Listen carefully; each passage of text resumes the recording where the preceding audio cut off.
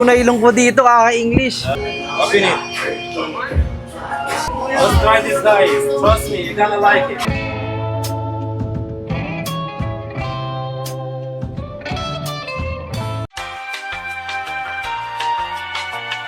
So hello mga ka-2Js, voice over muna tayo ng konti kasi ang lakas ng music dito. Ito na nga sinasabi ko last week na titikman natin kakaiba kaso sarado pa sila. Kung gusto nyo nga pala pumunta dito, ang pinaka-landmark dito ay yung Binondo Intramuros Bridge or i-google maps nyo na lang yung African Grill. Napakaraming kainan dito na sure mag-e-enjoy ka. Pinayagan nga pala ako nila bossing na mag-shoot habang nagpe-prepare sila ng kanilang mga ingredients sa kanilang ititinda.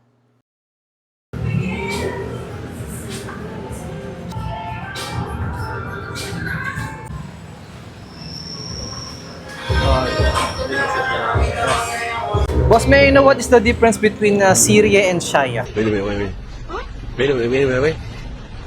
No, it's just the spices.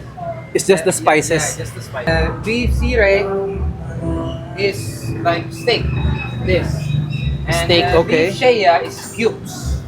Beef cubes. Okay, beef cubes, okay. But the best one here, what is Oh, good. the Syria or Shaya? But the best seller is the beef. Sire is also like savory. Oh, same, When it okay. came to taste, people would like the shaya has more barbecue flavor. Okay. Sire has more of the coating, the one we're putting right here, powder and stuff. So yeah, that's the difference. The shaya will come with all will come with only the random spices. Random Regular- spices, regular okay, shaya. okay. So, okay, I'll get one beef Syria and Shaya. This is our pita bread, bro. And it's homemade. It is homemade. This is homemade. Okay. Don't do that one. Promise you the best.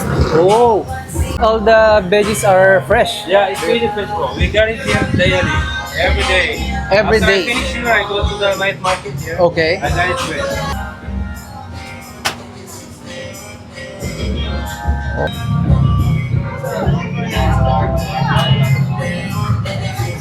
May I know what is that? This is garlic mayonnaise. Garlic mayonnaise, okay.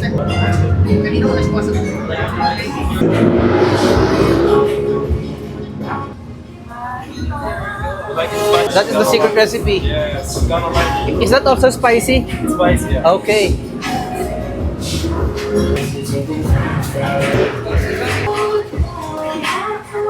Bro, this is the beef series. The beef Syria, it's already done. It's already here. Let's try this, guys. Trust me, you're gonna like it. Yes, I yes. promise you, anyone not like this one, it's all the spray. Out to our place. Yeah!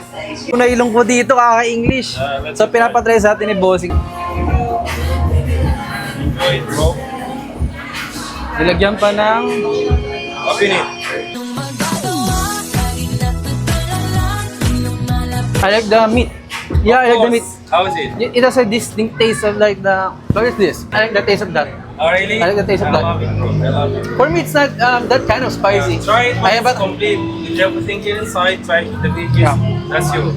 So yung mga 2 days, no, after waiting for almost 3 hours dito sa African Grill na sa Along Muelle Street, eto na, nakuha na natin yung beef sirige nila. Itsura ng beef sirige, ayan. With lettuce, sibuyas, taka spices. Siyempre matagal natin hinintay ito, tikiman time na. Kain tayo. Ito, yung meat nila talaga, may kita nyo solid. Ang dami nilang nilagay na meat. Ayan, oh. Yung lasa, alam mo yung shawarma na mga nabibili natin sa mga Muslim, ganun yung lasa niya at saka malambot yung meat. Masarap siya. And yung secret nga nila na yung special powder, secret recipe nila yan. Sabi nila maanghang, pero sa akin hindi ako naanghang. Ngayon ko lang na mga 2 days, no? Meron din pala siyang mga pipino. Yun yung crunchy na part. Sinasabi nga nila kanina yung mga ingredients daw nila is fresh. Itong beef serie, masarap siya. Approve. Sa part nga pala nito mga 2Gs, kukunin ko na sana yung Shaya na order ko kaso nalaman ko na pang-apat pa pala. Gusto ko sana hintayin kasi may mga kasama kaming bata at sobrang late na din kaya umuwi na lang kami. Nasakto yung punta namin, nagre-replenish sila ng lahat kasi kaabukas ng ata nila dahil sa bagyo. Pero totoong masarap yung sirya, talagang kakaiba sa panlasa ko. May pagka-shawarma na sandwich combination, malambot yung beef at crunchy ang gulay. African Grills PH, hey brothers, we're not done yet. I have yet to taste the beef Shaya, the chicken, the rice meals, and the drink called hibiscus. So I will be back. See you soon.